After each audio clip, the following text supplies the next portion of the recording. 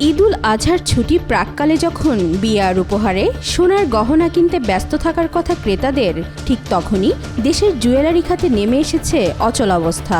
একযোগে বন্ধ হয়ে গেছে দেশের সকল জুয়েলারি দোকান। আর কবে খুলবে এসব দোকান সেটাও নিশ্চিত নয়। বাংলাদেশ জুয়েলার্স অ্যাসোসিয়েশনের সহসভাপতি মোহাম্মদ রিপনুল হাসানের গ্রেফতারের প্রতিবাদে ঢাকাসহ সারা দেশের সব জুয়েলারি প্রতিষ্ঠান অনির্দিষ্টকালের জন্য বন্ধ ঘোষণা করা হয়েছে।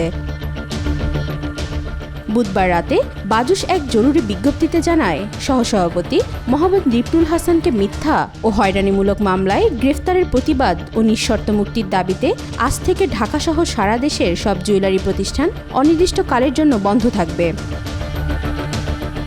এর আগে পুরান ঢাকার তাঁতীবাজারের নিজ ব্যবসা প্রতিষ্ঠান থেকে মোহাম্মদ রিপনুল হাসানকে বুধবার সন্ধ্যা 7:30টার দিকে গ্রেফতার করে আইনশৃঙ্খলা বাহিনী। এরপর থেকেই জুয়েলারি ব্যবসায়ী মহলে চরম ক্ষোভ বিরাজ করছে। এই গ্রেফতারে গভীর উদ্বেগ প্রকাশ করে তীব্র নিন্দা জানিয়েছেন বাজুসের ভারপ্রাপ্ত সভাপতি গুলজার আহমেদ ও সাধারণ সম্পাদক বাদল চন্দ্র রায়সহ কেন্দ্রীয় নেতারা। ঈদের আগে এমন ধর্মঘটে সবচেয়ে বিপাকে পড়েছেন বিয়ে ও ঈদের কেনাকাটায় ব্যস্ত সাধারণ মানুষ। অনেকে সোনার গহনা কিনতে এসে দোকান বন্ধ দেখে হতাশ হয়ে ফিরছেন। ব্যবসায়ীরা বলছেন, ঈদের এই মৌসুমে তাদের ব্যবসার সবচেয়ে ব্যস্ত সময়, আর এই ধর্মঘটে কোটি কোটি টাকার ক্ষতি হচ্ছে।